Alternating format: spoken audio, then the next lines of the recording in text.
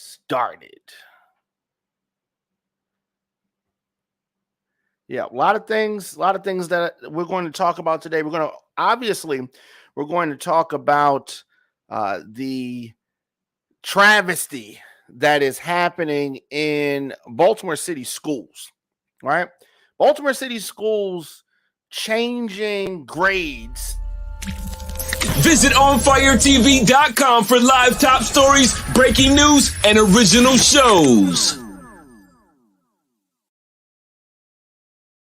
You may Diamond K in here, of course, the DiamondKShow.com, OnFire-TV.com. And as I was saying, Baltimore City Public Schools. I am a product of Baltimore City Public Schools.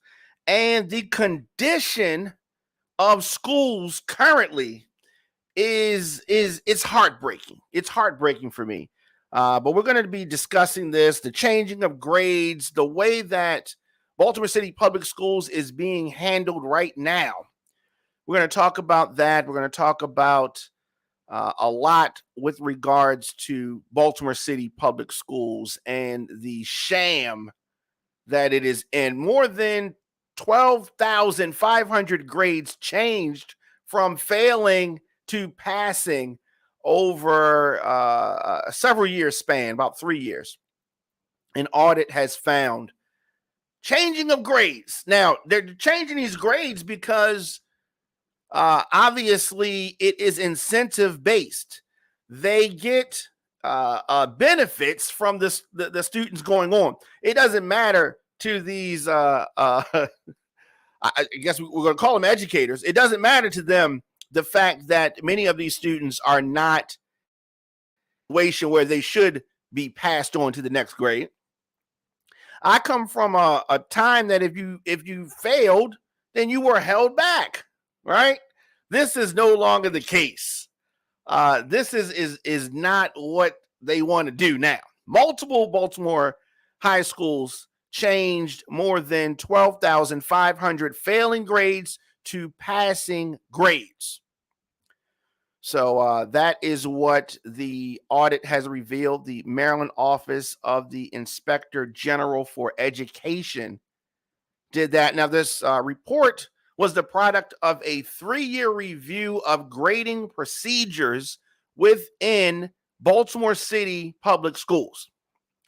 This was launched in response to complaints about students being promoted despite poor academic performance and allegations that teachers were being pressured to change grades. Teachers being pressured to change grades. Now, these findings are based on a combination of things: documents, emails exchanged by district and school staff, interviews with educators, administrators, some of who the auditors say were reluctant to speak out of fear. They were in fear that speaking, telling the truth, coming forward could cost them their jobs. Yes, there was a culture of fear and a veil of secrecy that affected the Baltimore City Public School system and ultimately the children and ultimately society at large. This kept many of those that knew from speaking freely about the misconduct that has been taking place in Baltimore City schools. So we're going to talk about that in depth. Pastor Shannon Wright is going to join me later on in the show. This is very troubling, very troubling. Now, of course, this comes on the heels. Last year, Baltimore City Schools announced that it would not hold back failing students. Students would no longer receive failing grades. What is going on? What is going on here? So we're going to talk about what Baltimore City Schools is saying and what Baltimore City Schools is supposed to do according to their website, what their mission, their promise is as it relates to students. We need to talk about this. We need to talk about this. And have they been living up to their promise? Have they been doing what they are employed to do. Baltimore City Public Schools, I'm talking about. And I would say no, they're not doing what they promised that they would do, what they have been tasked with doing, what they are paid to do. So as it relates to Baltimore City Public Schools, we're going to get into a little bit of an overview. How much money are we talking about? What are they supposed to do? What have they been tasked with doing? Baltimore City Public Schools we're talking about. So Baltimore City Public Schools contains 159 schools. 159 schools in the BCPS system. How many students do you think that is? There are 77,856 students in the system, Baltimore City system. 77,856. The district minority enrollment is 90%. Now we're getting to the source of things. The reason why Baltimore City schools are so messed up, the reason why the corruption is so high, the majority of the students are Black. And it seems like nobody cares. Nobody cares because nobody's doing anything. I mean, there's a lot of talk, and there's a lot of double talk. You're going to hear a lot of that, and we're going to get into some of that. Also, 52% of the students are economically disadvantaged, which means that they are being taken advantage of. And if this was another district, this wouldn't even be happening. But this is Baltimore City Public Schools. So let's break down the schools in the district. Preschools, 104 preschools in the system. Elementary schools, 118 elementary schools. Middle schools, 90 middle schools. High schools, 37 high schools. Baltimore City Public Schools. So let's also talk about the students, right? Let's go into a little deeper breakdown of the students, the student body. The student body at the schools served by Baltimore City Public Schools is 7.5% white, 75.7% Black, right? And 0.8% Asian or Asian Pacific Islander. 14.2% Hispanic or Latino. 0.2% American Indian or Alaska Native. 0.1% Native Hawaiian or other Pacific Islander. Additionally, 1.3% of students are two or more races. That's probably wrong. It's probably higher than that. And 0% have not specified their race or ethnicity. So let's go over that again. 7.5% white, 75.7% Black, 14.2% Hispanic or Latino, and those are the major makeups of the student body in Baltimore City Public Schools. Now, also, 49% of the students are females. 51% of the students are males at schools in Baltimore City Public Schools. 52% of the students are eligible to participate in federal free and reduced price meal programs. Right? So now we are getting to why this has been going on for so long. Why students in Baltimore City Public Schools have been just messed over for so long. Tavon says, Tavon on Facebook says that teachers are required to teach a standardized test, which is the basis for funding. Okay. And you mentioned funding, so we're going to talk a little bit about finances. Finances at Baltimore City Public Schools. Baltimore City Public Schools spends $16,182 per student each year. Oh, wait, where's that money going? Right? We got schools. I'm looking at reports. We have schools that are already going to be closed because there's no air in the schools. So what do you mean you're spending $16,000 per student? Didn't I tell you how many students we have? There are 77,856 students. So there, you mean to tell me that Baltimore City Public Schools is spending a little bit over $16,000 times 77,000 students, and we don't have no freaking air that works? Are you kidding me? The mismanagement that is happening in Baltimore City Public Schools is disgusting. But of course, you're going to have so-called smart people coming out and trying to explain this away. Are there these people down at North Avenue? Are there kids in Baltimore City Public Schools? I would venture to say no. So let's talk a little bit more about these finances. So we already said that Baltimore City Public Schools spends $16,182 per student each year. It has an annual revenue, right? The annual revenue is over $1 billion, right? Now, overall, the district spends, the numbers are astronomical, what the district is spending, right?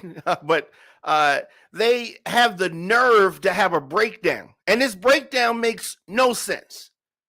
Now, I know when I see theft happening, it is clear and obvious. We can see the condition of the schools. We can see the fact that for so long, teachers have had to purchase their own supplies. Now, this wasn't happening when I was in school, but over time, the corruption has seeped in to the place where we send our children. Of course, I don't have any biological kids, but the place where we're supposed to be sending kids to learn, this is where the theft is happening. And no one's doing anything about it. We know that it's happening. It's clear. It's clear and obvious. It is clear and it is obvious. So overall, the district claims to spend over $10 million on instruction, right? Over $5 million on support services, right? And 600. It's just like, it's ridiculous. It's I'm not gonna throw all these numbers around. And yes, somebody typed them up on a spreadsheet, and that's what they submit. But that's not what really happens. If we start tracing where this money goes down to the dollar, how are they coming up with this number? How are they coming up with they're spending $16,000 per year per student? How? We've already come to accept that teachers are underpaid. This is just a complicated web of theft, mismanagement, misconduct, and corruption in Baltimore City Public Schools. Parents, it has to be more to this than just taking some nice prom pictures, right? And this is prom season, and parents are posting these nice pictures, and your kids look amazing. But what about the education that they are getting, quote unquote, getting or not getting? What about that? Tavon says that someone is flat out stealing. Mismanagement is too generous. You're right. I agree with you on that. This is much, much, much more than mismanagement. Now, according to Baltimore City Public Schools, their website, according to bcps.org, bcps.org, they claim that their strategic plan is the following. I'm going to read this quote. According to Baltimore City Public Schools website, they said that our goal is simple: prepare each child to graduate ready to enter their chosen career. career training, military training, or credit-bearing college coursework. Our work is to provide the necessary support from preschool through high school that will deliver on this promise. But have they really delivered on that promise? It doesn't seem like that. When we run some of these numbers down, and like Tavon said on Facebook, just saying that this has been mismanagement, I mean, that's an understatement. This is incompetence. This is theft. This is corrupt. This is criminal action. This is criminal action, right? If you or I did this, stole this kind of money, because there's nothing to show for. I mean, fraud. I mean, there's so many words that come to mind. So we're going to do this. We're going to take a quick break, and we're going to come back. And on the other side, I'm going to be joined by Pastor Shannon Wright. And we're going to continue to talk about the state of Baltimore City Public Schools and so much more. You are listening to the Diamond K Show on fire-tv.com. We'll be back right after this. Visit onfiretv.com for live top stories, breaking news, and original shows. All right, we're back on the Diamond K Show, and before I bring my guest on, the Flywire and TFP Entertainment present the Flywire's 15th annual White Tie Affair. It is Baltimore's biggest and most celebrated event. It goes down Sunday, July the 24th from 5 p.m. to 10 p.m. at Hammerjacks, the outdoor venue, 1300 Russell Street, downtown Baltimore. Now, after a 2-year wait, the party of the year returns with another exceptional, fun, and elegant red carpet cocktail reception. Music by DJ Kibi, DJ Tons, and Super DJ Big L. Tickets are on sale right now, hammerjacks.com. The attire is fly and sexy. It is an all-white party, so they want you to wear, all white. Venue is outdoors with a gravel courtyard. So why am I stressing this? Shoes, ladies, shoe suggestions: sneakers, sandals, wedges, and flats. Highly recommended. Heels. Okay, I can't say this enough. It is a gravel courtyard. Do not wear heels, ladies. I mean, this is going to be a whole nother viral moment if you wear heels on this gravel courtyard. Tickets on sale right now for Flywire's 15th annual white party at hammerjacks.com. So we're talking about Baltimore City Public Schools, and I am a product of Baltimore City Public Schools. So the shape of the schools is very disheartening to me. I don't have any biological kids. I don't have anybody in Baltimore City Public Schools. But I really feel bad for what it has become. And I am pleased to be joined by Shannon Wright. Pastor Shannon Wright, how are you doing? I'm well, thank you. And education is an important topic, and I don't want to take away from it. Sure. But ladies, the commercial, the gravel. Look, when you have a certain age, you got to be real careful with how you walk in heels to begin with. And gravel is not cute. Don't do it. Right. Just saying. Absolutely. It is not a good look when you not a good look at all. How are you doing, by the way? I am well, thank you. I apologize for my casual attire today. Oh no, I'm casual today too. So when it's funny when people that are in politics say they're not a politician, you look at them and you go, okay. So I guess by the nature of the fact that I was on the ballot, some would say I am a politician, and I will accept their apology for cursing at me in that manner. That's just all good. I'm one of those that really does get my hands dirty, literally and figuratively. So one of the issues that we deal with, in addition to education, is food insecurity. So we have an urban farm where we do outdoor farming, and we have indoor greenhouses, and in our offices over 400 plants that are all vegetables. So today was transplant day for some of the new seedlings and trees. So, I'm not gonna show my nails on camera. So you've been out there, like you said, really getting your hands dirty. Absolutely. Absolutely. Putting in that work. Just tuning in, Diamond K and Pastor Shannon Wright here. So, as far as Baltimore City Public Schools, you have been in the fight, and you have really taken an issue with the state of the schools. What really brought you into this very important topic? Real talk. Yeah. Private school tuition for the 4 children that we raised was too dang expensive. We needed to make sure that the public schools were actually doing what they were getting paid to do. Very simple. Very simple. And so when you have been looking at whether they have been living up to their responsibility, whether they have been, just doing their job, what did you find? No. Listen, I'm gonna go on a little bit of a tirade, and I'm gonna try not to get in the pulpit or of the soapbox too much. Okay. But when you're in an urban area, let's keep it real for a minute. When you're in an urban area, you find when there are more of us in those urban areas, you find a higher level of poverty.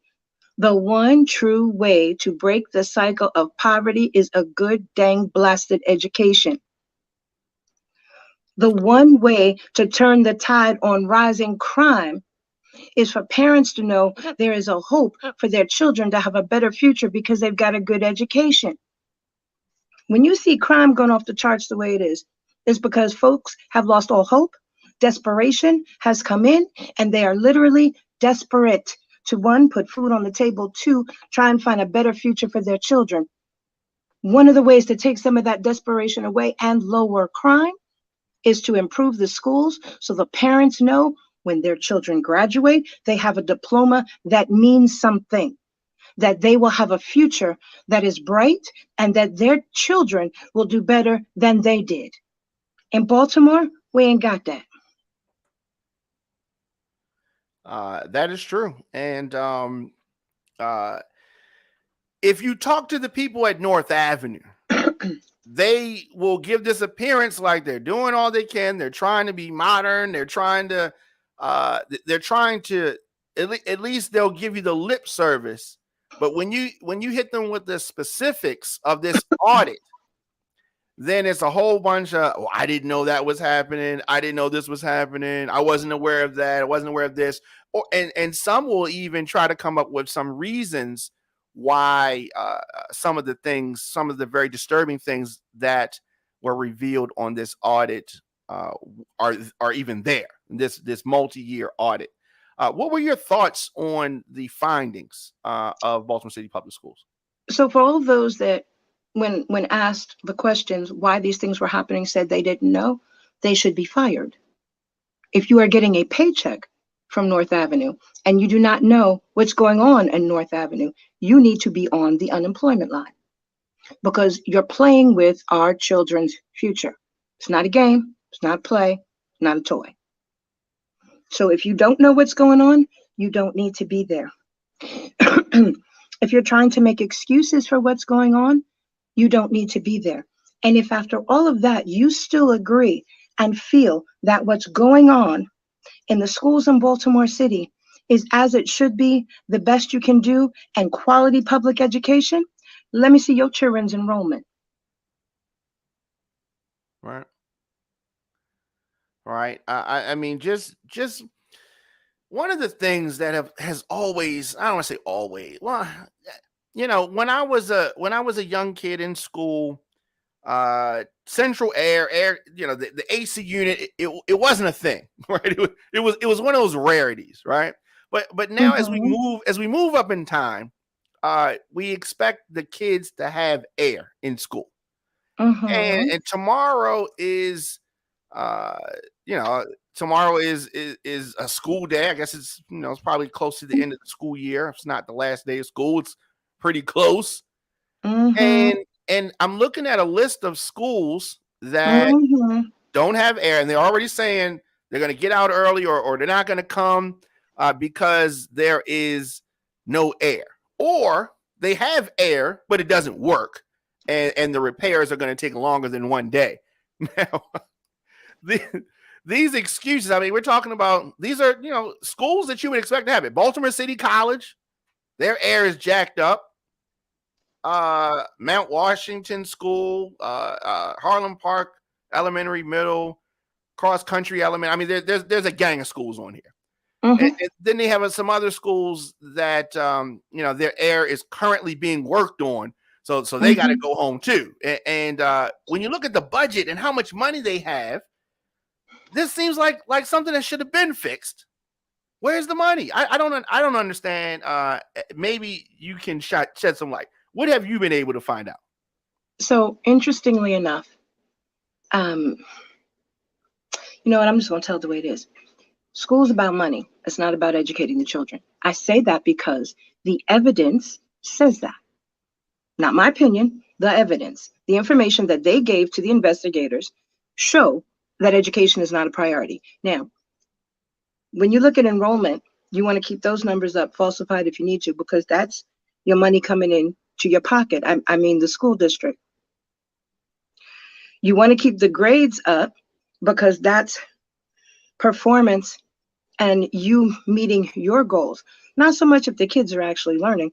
So if you can't get the grades up, you just put them up. You get money in, but it doesn't translate to the classroom because that wasn't the intended purpose for it to go. Now, where it's going, I think we need to have some independent audits to find that out. But the money that comes into North Ave does not go to the schools. If it did, we would not have teachers that are taking from their own pockets to provide supplies for the students in the classrooms. If the money coming in went to the actual school buildings, we wouldn't have the issues. And I got to say this. There are those folks in this city that are elected, and I don't need y'all telling me because I'm not a Democrat that I'm just biased. But listen, you got to at some point stop making excuses. Well, when I was in school, none of the buildings had air conditioning. Well, great for you. Well, when I was in school, none of the buildings had heat. Well, great for you. But facts tell us children need a certain type of environment to be able to actually learn. They need a little bit of food in their bellies. They need a climate in the building and in the classroom that is conducive to them to be able to concentrate and actually learn. And if we're not meeting those goals, you might as well open the window and throw the money out the window because you're not setting up an environment for children to be able to learn. So anybody that's making those excuses, well, what it used to be and how it is still not good enough. And if that's the metrics we want to use, the improvement, then the money that actually goes into Baltimore City should be based on the amount of improvement that has been made. If you haven't made 100% of the improvement, then doggone sure Skippy shouldn't be getting 100% of the money. How about that? Right. Yeah, this Inspector General audit has just been just sad to see. According to this audit, there were nearly 24 million misallocated tax dollars. Like, now, when you misallocate your money, that's a problem. Right. You can't, as an individual, get money in for something, go to work, get your money in, have a mortgage to pay, have rent to pay, and then say, well, see, what happened was the money got sent over here on this. Well, then you, your family, and your cats and dogs will be out on the street. Just like that. So you can't go to work and say, well, I meant to do my job and still expect to get a paycheck. So why are the folks on North Avenue allowed to go to work and continue to get a paycheck? Talking about, well, I thought, well, see, what happened was we didn't know and still get a paycheck. When the children are the ones suffering. So there's a lot of woulda, shoulda, coulda. But this evening, as a matter of fact, we are putting out a press release for a press conference on Thursday. And there's some very deliberate and specific things that we're asking for. I've talked to a lot of parents in the city and community groups in the city, and we want some very specific things. We appreciate the governor's request for an investigation, but we want to see that scope of investigation extended to include anyone that had the power and authority to intercede on behalf of the children in Baltimore and chose not to, because they are then complicit in the potentially criminal acts of the Baltimore school system. That's number one. Whether that includes the mayor, who by authority of at least 20% of the budget did not call folks to task. If that needs to happen, so be it. The state's attorney's office that could have impaneled grand juries to do an investigation on a couple of different grounds from divisions she had right up under her control. But see, the elected folks in Baltimore want to deflect so much, it's like watching a tennis match. And the children pay the price. So we want the scope of the investigation expanded. We want some definitives for the letters and the questions and the hearings that the city council has been holding. We want them to put some teeth up in the things that they're asking with some penalties when folks do not comply. We want to see those that have the ability to protect the interest of the parents and the children in the city actually doing it. Yes. The report blames the enrollment. There's so many enrollment errors, poor attendance records, school staff not removing or withdrawing chronically absent students, but they're still getting money, for those students that are technically not there.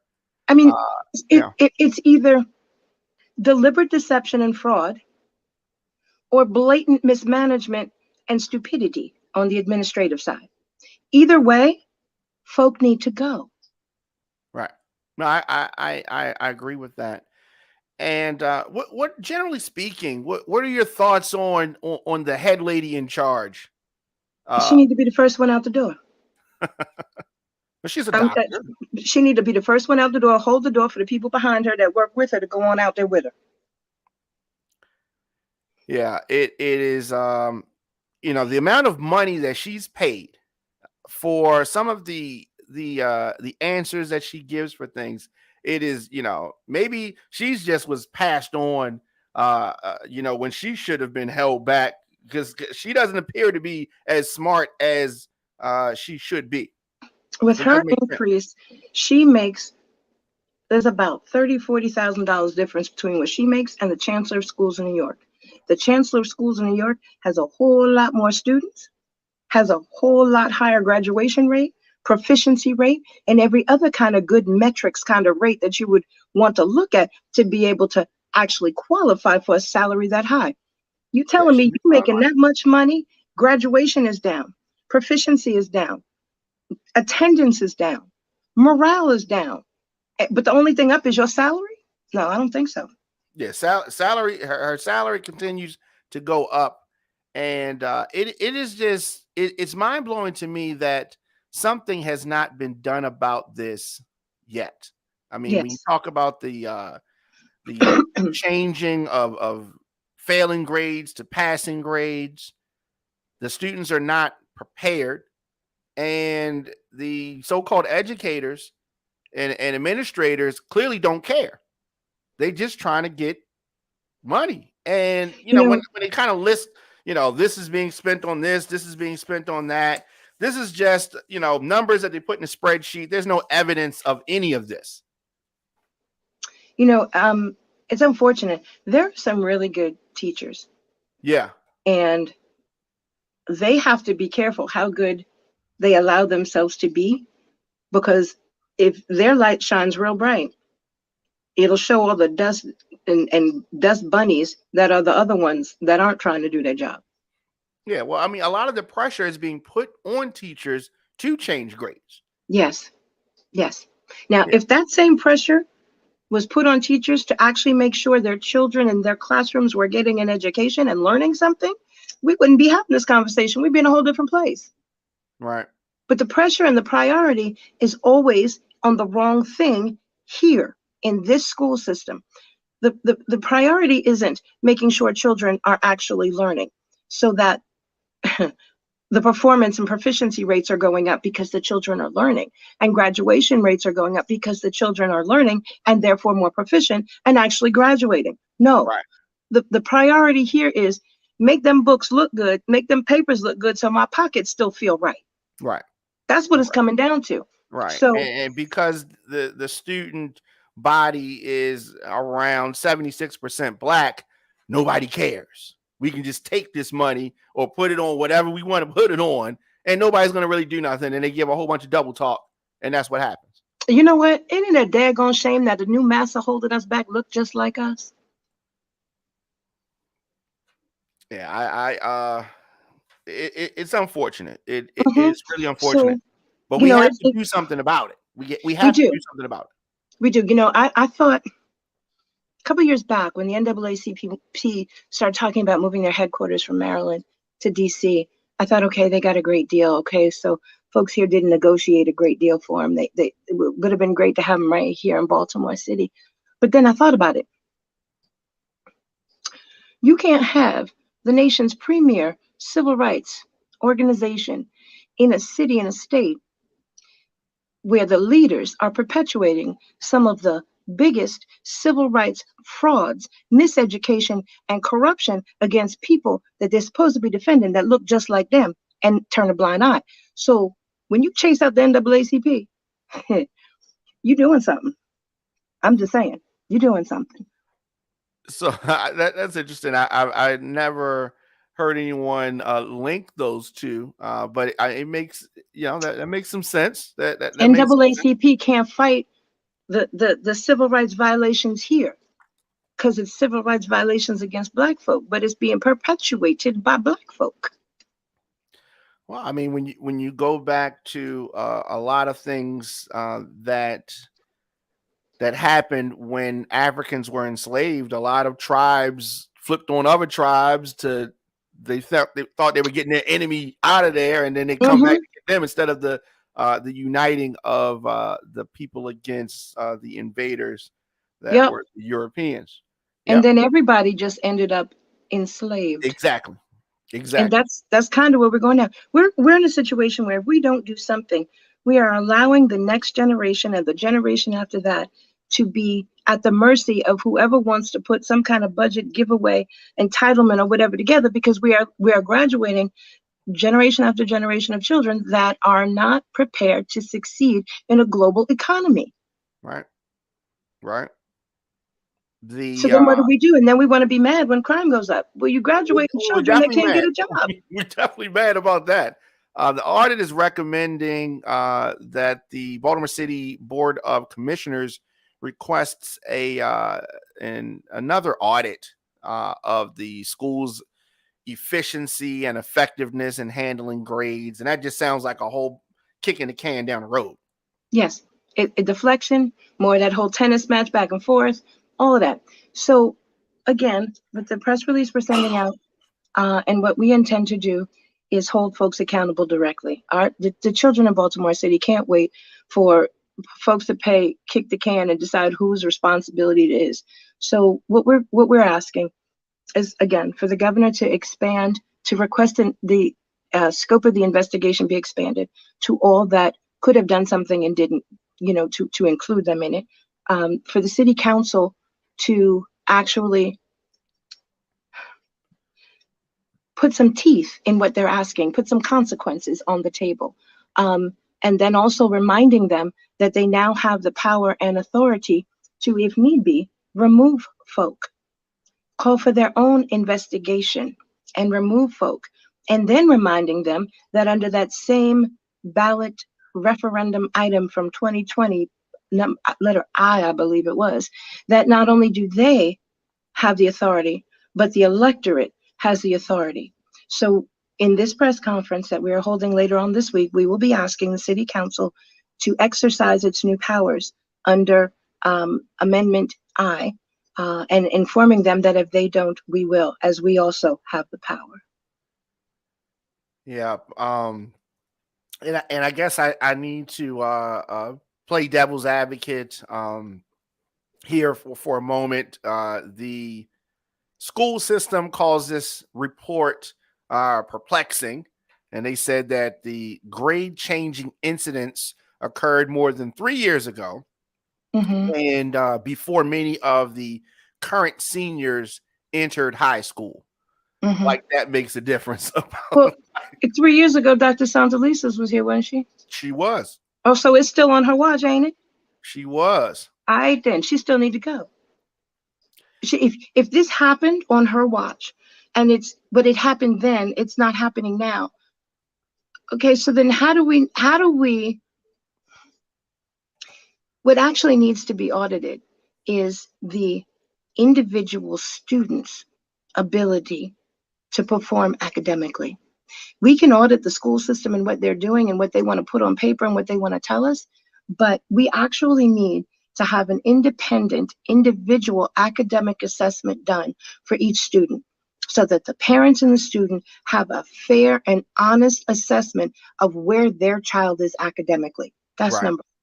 And Right. that's one of the things that we're also asking for in this press conference we're going to be having, and we're asking the governor to reopen the boost application process or timeline because it closed at the end of April, and to put some emergency funds in for immediate relief for parents that are unwilling to allow their children's future to be stolen from them any longer. So those are some of the immediate things that could be done while the grown folks play in the sandbox and figure out whose responsibility it is to fix what.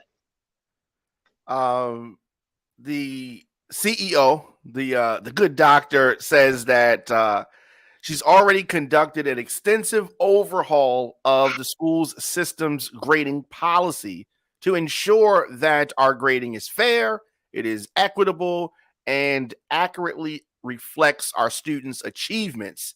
She said that, and revisions were accepted by the board back in 2019.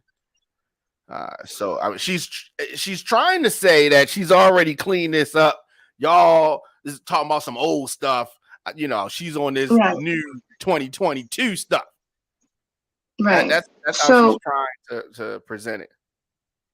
so that could work if you weren't able to, as any individual with internet is able to do, go to Maryland State Department of Education and pull up the report cards for the schools, meaning Right. how the schools are performing, and be able to see per building, per school, how they are actually performing. Because see, Dr. Santelises and her crew can put whatever they want to put down on paper. But those stats that they have to turn in to be able to have any kind of hope of continuing to get their money that they have not earned is all cataloged at the Maryland Department of Education in Right. the school report card section. So she can say what she wants to say, but so many of the schools are under performance reviews because they're not meeting the goals that they should be. If you were to actually look at that report card for the individual schools, you would see that very few are actually performing where they need to be. Right. And to be able to avoid further sanctions or actions, they have to look like they're meeting their goals. And since they're not actually meeting their goals, they have to change the paperwork to reflect that they're meeting their goals. Right. I mean, it's not hard to figure out. It's just a matter of if anyone is willing to stand up and do something about it. And I'm hoping that about 10,000 parents or registered voters in the city will be willing to stand up and sign a petition so we can all do something for all the children in this city. Something needs to happen. Twinvestor on Instagram says that 65% of graduates are functionally illiterate. It doesn't surprise me. When you look at the statistics of the amount of students in Baltimore City that graduate and go on to college and end up spending their first year to year and a half in all remedial classes, those statistics show that. And the problem with that is some people may say, well, you know, we got them out of school and they're now in college. But the problem with that is college is the first time that you're on your own.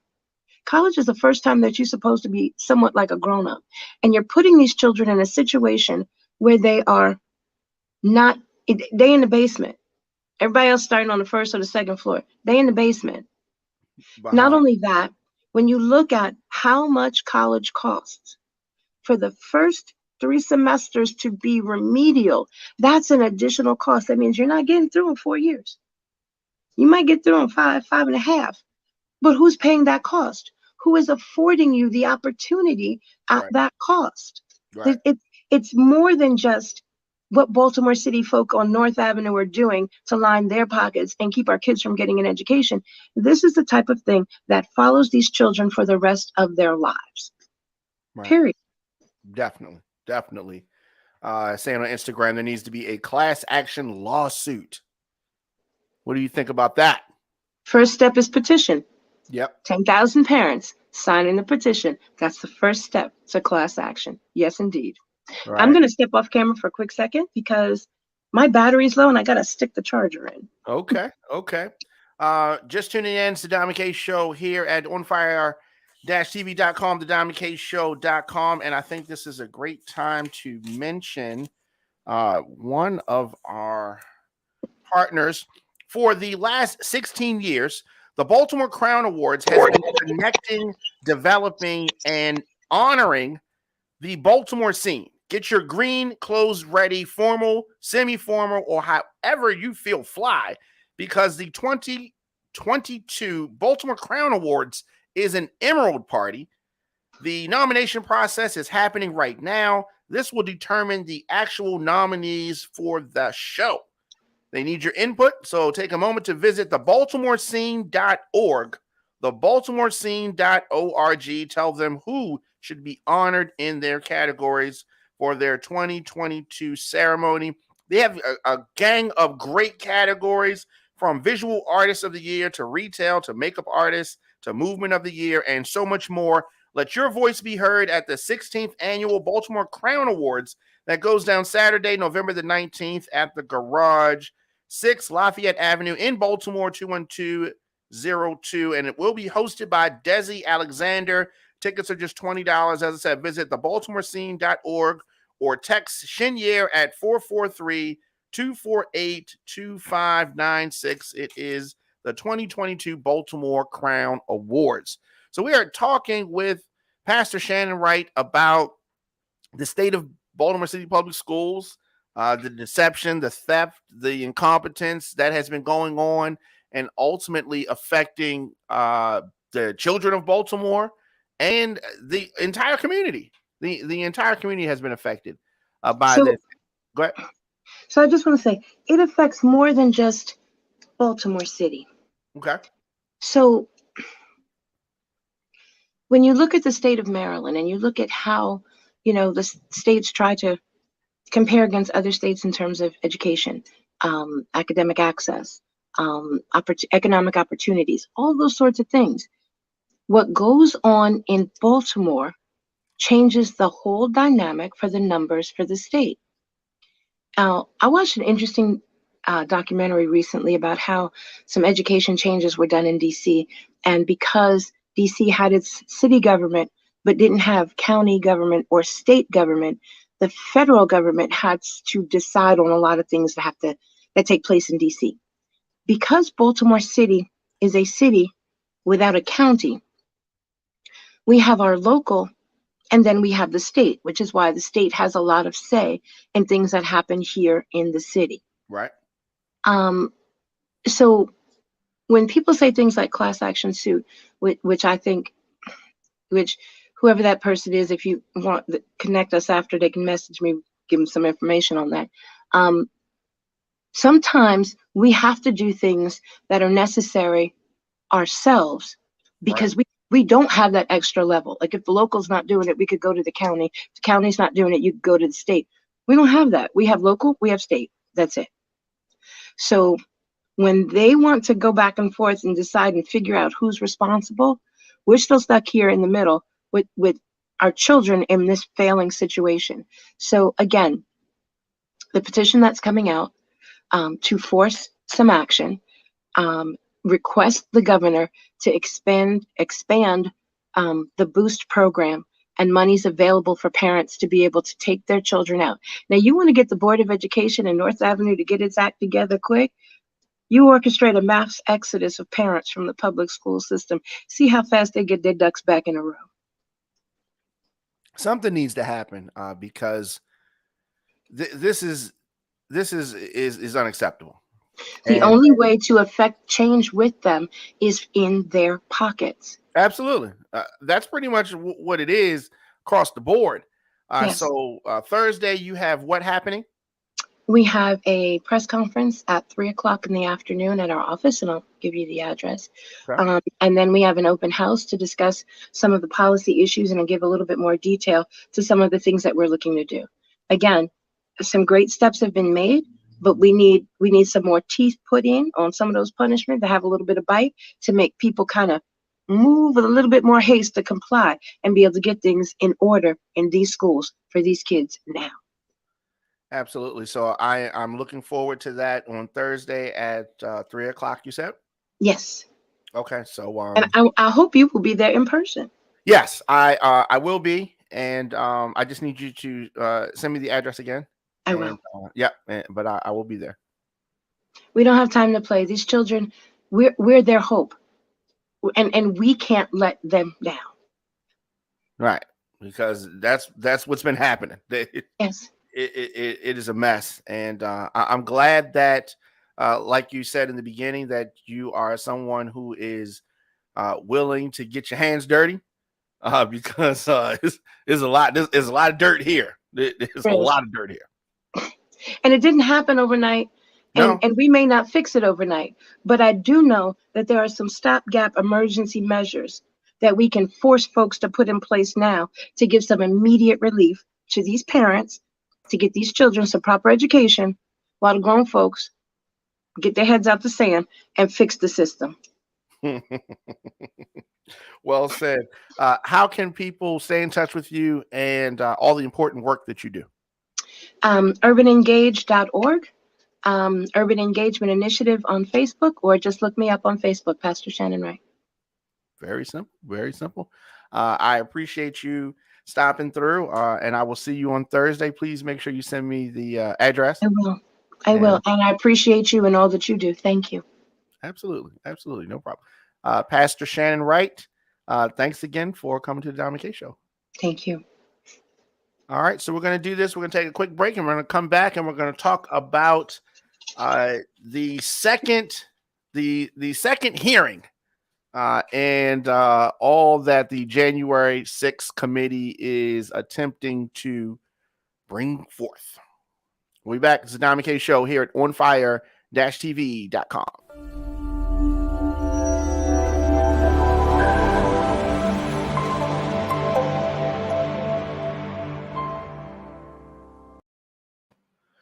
So I don't know if you've had a chance to check out the presentations that have been happening. The second takeaway for the January 6th hearing. This time it was not in prime time, not at all. But the House committee investigating this attack on the U.S. Capitol detailed how those around then President Trump told him that he lost the 2020 election. Oh, but did he listen? No, he refused to listen.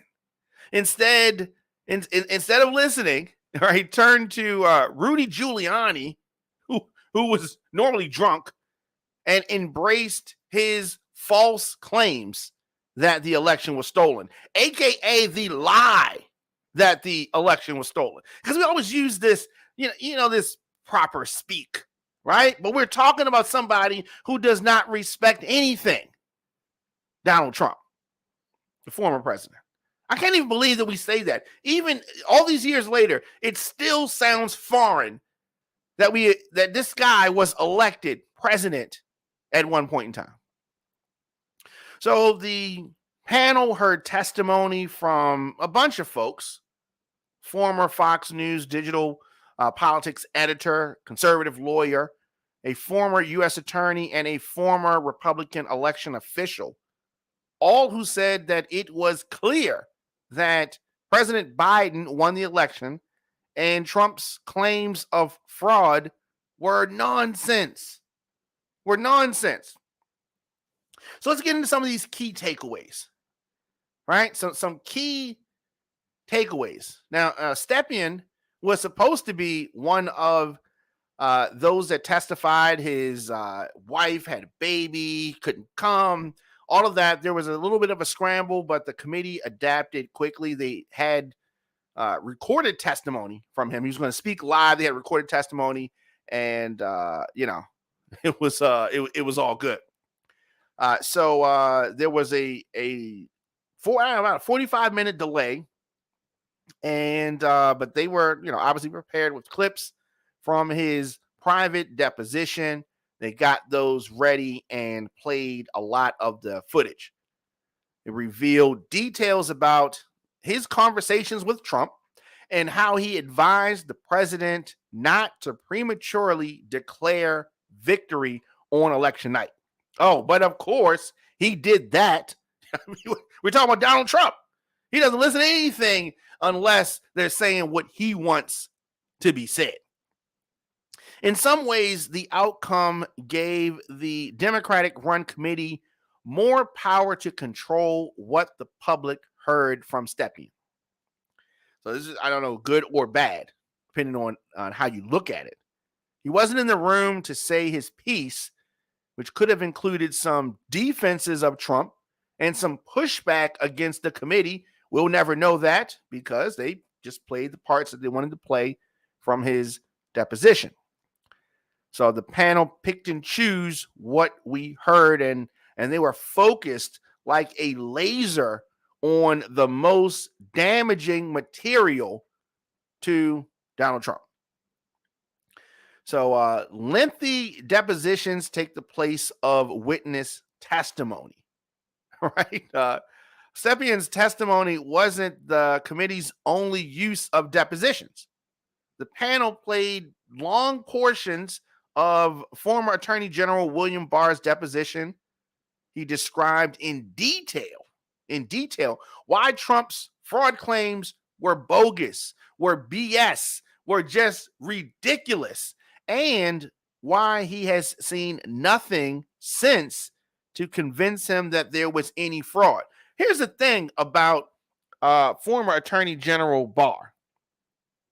Former Attorney General Barr was a Trump loyalist through and through, right? Through and through. He, stood up and helped Trump do so much harmful things. So when you have somebody like former Attorney General Barr saying that there's nothing here, that you lost the election, right? I mean, aside from Pence, who was more loyal to Trump than Barr? And both of these guys are saying, yo, fam, you lost.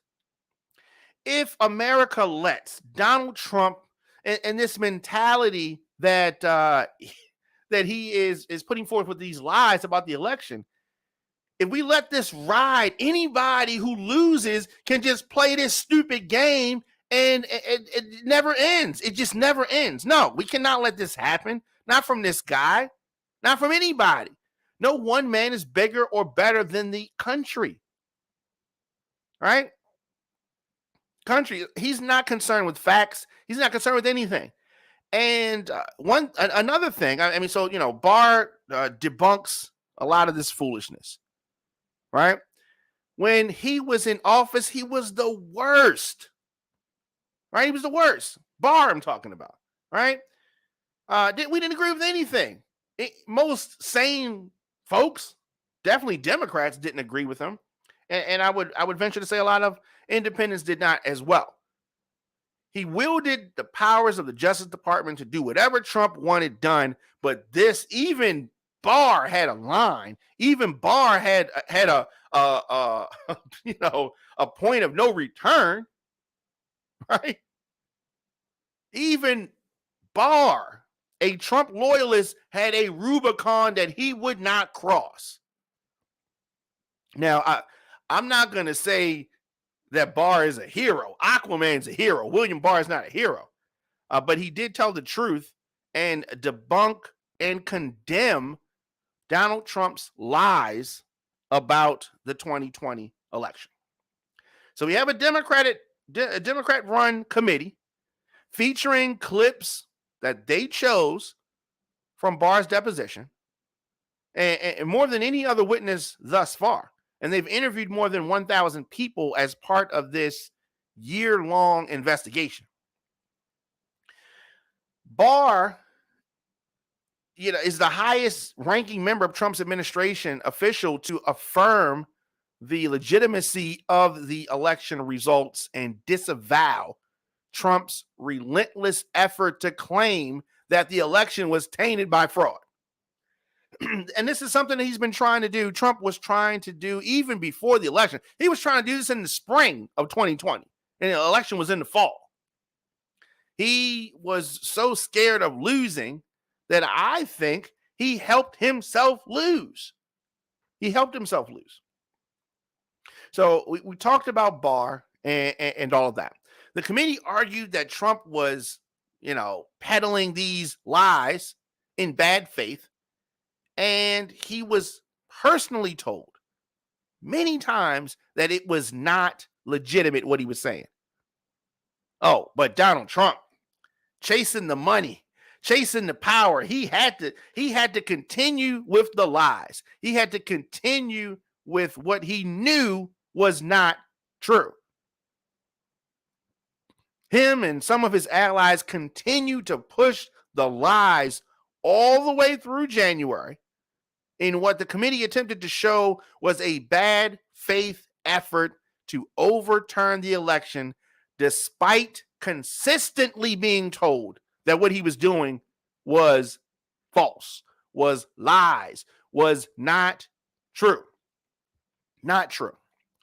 During their December 2020 Oval Office confrontation, where Barr told his secretary that he might get fired and she might have to pack up his stuff, Barr said that Trump gave him a report that claimed absolute proof of the Dominion voting machines and they had been rigged, blah, blah, blah. Barr said that the report looked very amateurish and he didn't see anything that supported that. Nothing. And this is Trump's guy. But did he listen? No. Barr, of course, would go on to resign in December of 2020, shortly after his last meeting with Trump, and was replaced by acting Attorney General Jeff Rosen, who also faced a similar barrage of pressure from the former president to investigate the same unfounded election fraud claims that Barr had warned him were baseless, based on nothing, were lies. Ultimately, Trump considered replacing Rosen with an environmental lawyer, Jeffrey Clark, who had demonstrated some willingness to pursue these fraud claims. But ultimately, that did not happen, thankfully. So the committee also talked about and kind of focused on what they called, what was called Team Normal versus, Rudy Giuliani, who was clearly not who Republicans used to look up to. He's turned into this caricature of himself. Jason Miller, that is, said that Giuliani, former mayor of New York, was intoxicated. So Trump is taking advice from on election night from this intoxicated clown Giuliani, and not listening to his his numbers people, his people who have his best interests at heart. Trump's not listening to none of them. He's listening to Giuliani, who's drunk but saying what he wants him to say. So the committee also revealed details of the investigation into the campaign's finances, the money. And I think this is also at the source of a lot of this, because we know that Donald Trump is somebody that's going to try to get some money some kind of way, siphon out money. He will defraud people for money, all kind of things he will do, has done. One of the key details that this committee revealed during the second hearing was how Trump's lies about the election turned into millions of dollars in fundraising for Trump's campaign and political action committee that he created after the election. And he's been funneling the money to those close to him and some of his businesses. Just typical Donald Trump behavior. The panel made a case that Trump's false claims and lies about voter fraud with his, just dovetailed with his campaign's fundraising efforts. How much money did he make? $250 million was donated to Trump and his allies, including solicited requests for an official election defense fund that did not exist. They were constantly hitting up regular, everyday folks trying to guilt them into giving him money that he turned and spent on not what he said he was going to spend it on, but just on himself and on folks close to him and on his businesses, the hotel debacle and other things. The big lie was also a big ripoff, California representative said during the hearing. During this investigation, it has been surfaced. It has surfaced that financial documents, bank records, all connected to January 6th. There's a lot here. There is a lot here. Monday's hearing was the first indication of how the panel plans to use those records at its hearings. There are more hearings to come. The committee also connected fraud to the violence. There was over 2 hours, and it was focused on, this second hearing was focused on debunking Trump's lies about the election. The committee ended its second hearing by returning to the violence that occurred, that we all saw. But of course, Republicans are like, who are you going to believe? You're going to believe your lying eyes, or you're going to believe us telling you that what happened at the Capitol was just a, what do you call it? A field trip. It was just a field trip, and some folks just came to the Capitol. On YouTube, Black Coverboy says that sad part is I highly doubt that those people who donated that money care about the lies. They support Trump no matter what he does. Unfortunately, you have a lot of folks who don't care what Trump does with the money or what he did with the money. But that's not everybody. And, you also have fraud going on here. Donald Trump is a con man. He's a con man. So we had violence at the Capitol. You had police officers who lost their lives. You had the Capitol desecrated, broken into. And somebody said on Instagram yesterday that the police let them in. Okay, there may be a door that some Trump-loving officer may have opened up for somebody. But what about all the other people that we saw breaking windows and breaking into the Capitol? You trying to say that didn't happen? We saw it. We saw it. And you have a lot of people making excuses for this, trying to act like we didn't see what we saw. Now, Attorney General Merrick Garland, who I don't think is going to do anything to anybody on any day of the week, said that he's watching the hearings. He's watching the hearings. Okay. Everybody's watching the hearings. Okay. But he's watching the hearings. I guess he's trying to say, we're looking out. I just think that somebody else would have been better in this role as Attorney General, because after we had such a political hack like William Barr in this role, now we have the exact opposite of, I don't know, just Attorney General. He just shows up, he drinks his coffee. I don't know what else he does, because I have not seen any of the evidence that he is really taking his job as serious as it is. Attorney General Barr, what's he going to do? What is he going to do?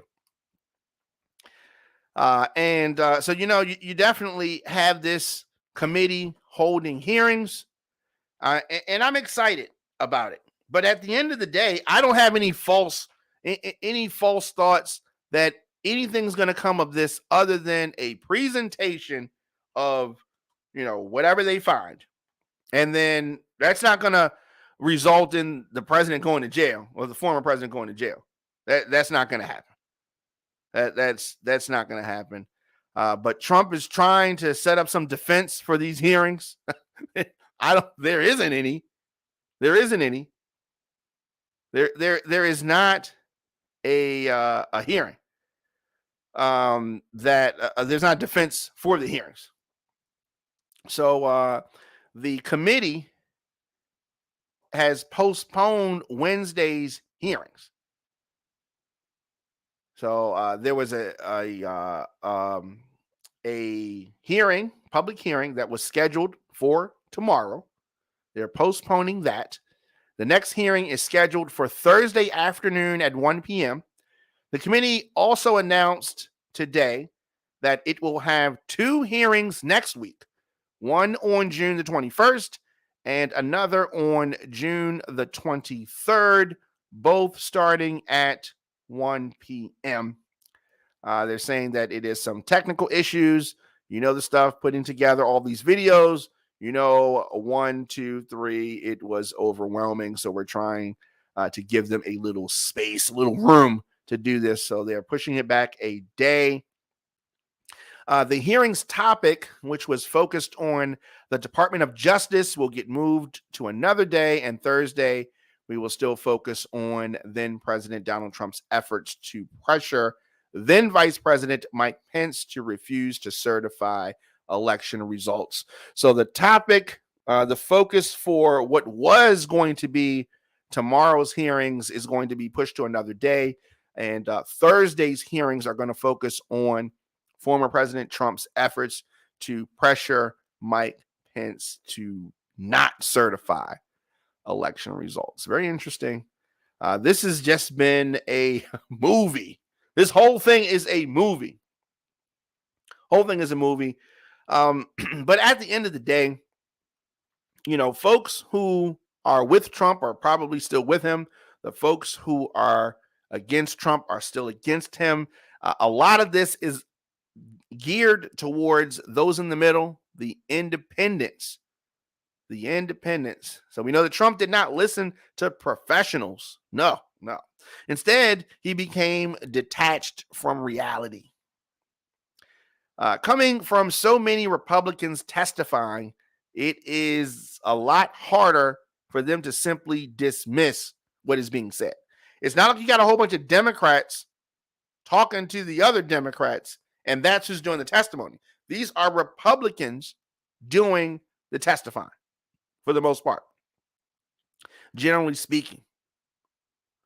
All right. And, another thing that's just so interesting, the $250 million was raised, $250 million raised off of election lies from Trump supporters following Election Day. They made $150 million in the first week. That's how good this lie has been to Donald Trump. Most of the money went to groups supporting Trump, not to actually fighting court battles, which is what they said it was for. The committee said that most of the money went to Save America PAC, which is the major Trump supporting political action committee. Trump's press releases go out through it, for example. It said that money also went to other outside groups supporting Trump and where ex-Trump officials get paid from, pull a salary from. A charitable foundation with connections to former Trump chief of staff Mark Meadows and even the Trump hotel chain. They're spreading the money around from this big lie. A lot of people have faced consequences from January 6th, but they're mostly not the people at top. Not yet. This could change, but it has not happened yet. Liz Cheney said that hundreds of our countrymen have faced criminal charges. Many are serving criminal sentences because they believed what Donald Trump said about the election and they acted on it. They came to Washington, D.C. at his request. They marched on the Capitol at his request. And hundreds of them besieged and invaded the building at the heart of our constitutional republic. More than 840 people have been charged from January 6th riot and insurrection. But many have said, and the committee has shown, that Trump is the one who inspired them to be there. And they have really, there's been relatively few consequences for him and those in his inner circle who sparked this whole thing off. Trump betrayed his supporters by conning them on January 6th. And here's the thing, he's still doing it. He's still doing it. So we've seen 2 hearings thus far. The committee is methodical. They have really established building blocks of their public prosecution that Donald Trump is responsible for January the 6th. He had the motive. He was trying to cling to power and make money, right? He had that. He had the capacity to incite violence. That was evidenced by the testimony of one of the Philadelphia city commissioner. Once Trump went after him on Twitter, Schmidt said that he faced death threats. So Trump was able to leverage violence, clearly able to leverage violence. And yes, as one of the folks on Instagram is saying, it's very disappointing. Very disappointing. People acted on what former President Trump said. That was clear from testimony from the white racist nationalists last week who said that they went to D.C. because they believed they were acting at Trump's behest. And then after a day of hearing all of the false conspiracies and the election lies that Trump was throwing out, there was video of people on January 6th echoing those same lies. Oh, and they are lies. So there are 5 more hearings to come. Tomorrow's hearing has been postponed. There is a hearing on Thursday, 1 p.m., and there are 2 hearings the following week. And, so 2 more after that. So some 20 million people watched last Thursday's hearing. And hopefully folks will still pay attention. Hopefully something will come of this, because here's the thing. We really need to prevent this from happening again. Understand this. If the Black Lives Matter folks ran up in the Capitol, bust the windows out, defecated on stuff, and was carrying around a red, black, and green flag, and busting officers upside the head, killing officers, or officers later dying and macing them and all this kind of stuff, there would have been, first of all, the police would have unloaded on those people. But because these were Trump supporters, these were mostly white people, the officers just stood there and got pushed around. And they're screaming and yelling. They didn't do nothing. Right? It's crazy. If that was Black Lives Matter and not MAGA, this is a whole different story. And then these same Republicans would be like, that's what they get. They came up in our Capitol, da-da-da-da-da-da. Right? But we have these MAGA folks that ran up in the Capitol, and they lucky. They lucky I wasn't no police officer there, because I would have been busting on them. I'm busting on them. Yeah, definitely. Let me know your thoughts in the comment section. Instagram, Facebook, Twitter, LinkedIn, TikTok at The Diamond K Show. Of course, thediamondkshow.com, onfire-tv.com. I will be back tomorrow, 6 p.m. So much going on. So much going on. Baltimore Crown Awards for the last 16 years has been connecting, developing, and honoring the Baltimore scene. Get your green clothes ready, formal, semi-formal, however you feel fly. The 2022 Baltimore Crown Awards is an Emerald Party. It is coming up. They need your input. Visit thebaltimorescene.org. Tell them who should be honored at the 2022 ceremony, which goes down on November the 19th. Saturday, November the 19th at the Garage. You can get tickets right now, Baltimore Scene, thebaltimorescene.org. Also, the 15th annual White Tie Affair from Flywire and TFP Entertainment. Goes down Sunday, July 24th, 5 to 10 p.m. Hammerjacks is where it takes place. Hammerjacks.com to get those tickets. DJ Kibi, DJ Tons, Super DJ Big L on the set. Venue is outdoors, so ladies, you got to wear the right shoes, sneakers, sandals, wedges, flats. Don't wear heels. It is a gravel, outdoor gravel type of thing, and it is it's not. You don't want to wear heels out there. Okay, just don't wear heels out there. Christopher on YouTube, what's going on? Also, yes, it is up to us to protect and defend each other. I agree. Yeah, definitely. Instagram is folks are saying the right things. If you say something wrong, I'll say, I'll tell you. But I agree with everything that you're saying. We talked earlier about Baltimore City Public Schools and just the debacle that is happening there. Went over some of these numbers, just the amount of money that they claim they spend, over $16,000 on each student per year. It's just, I don't know. Yeah, that's what I think of that. I will be back here tomorrow, of course. Anytime you miss any episodes of the show, you can catch up anywhere you get your podcast: Apple Podcasts, Spotify, Stitcher, Google Podcasts, YouTube.com/DJ Diamond K. I will be in the mix on Saturday, 12 noon. You can get a new edition of On Fire Mix Show, where I go in the mix Baltimore club music, house music, some dance stuff. I will, do that, and that's what it is, right? That's what it is. I will do that. That's what many folks know me for that. But I wear a lot of hats.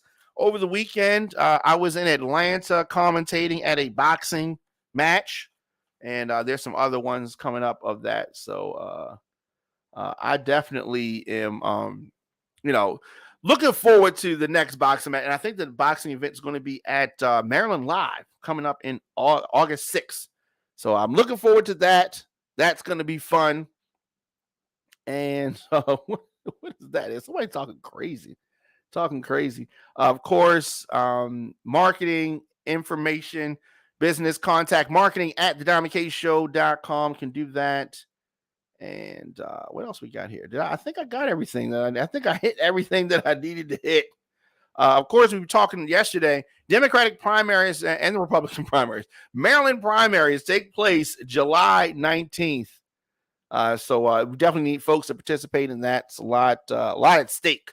And when you do not participate, everybody suffers. All right. I'll see you guys tomorrow. Visit OnFireTV.com for live top stories, breaking news, and original shows.